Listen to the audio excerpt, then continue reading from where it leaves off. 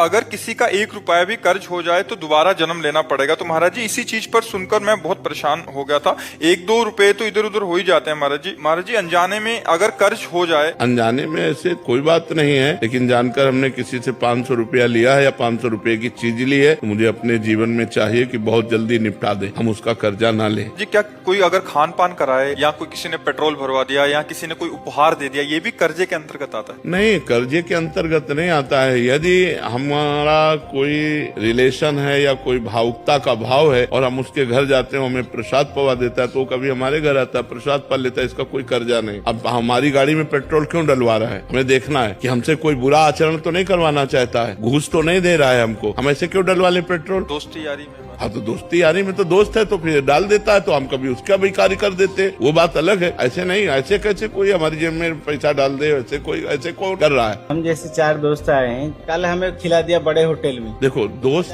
दोस्त की बात अलग है। अगर वो करोड़पति है तो अपने हिसाब से खवाएगा, जब हमारे घर आएगा तो हम बोरा में बिछा करके उसको रोटी दाल पवाएंगे, वो बात अलग है। कर्जा एक अलग चीज होती है। ये खान पान, लोग वो हमको रबड़ी पवा रहा है, हमारी सामर्थ्य, तो हम चाय पिला रहे, तो तुम्हारी चाय उसकी रबड़ी की समानता कर लेंगे, क्योंकि आप गरीब आदमी हो, धनी है, और दोनों दोस्त हैं, तो 1000 रुपए का भोजन पवा देता है, हमारे पास पानी है तो हम केवल पानी पिला देते हैं, तो बराबर हो जाएगा। अपने मन से कोई दे देता, क्यों ले ये भी तो होना चाहिए। क्यों ले, हराम का क्यों ले, हराम के खाने की आदत क्यों बनावे? नहीं लेना चाहिए, मेहनत की कमाई हम ऐसे क्यों ले, ऐसे अधर्म की बात नहीं।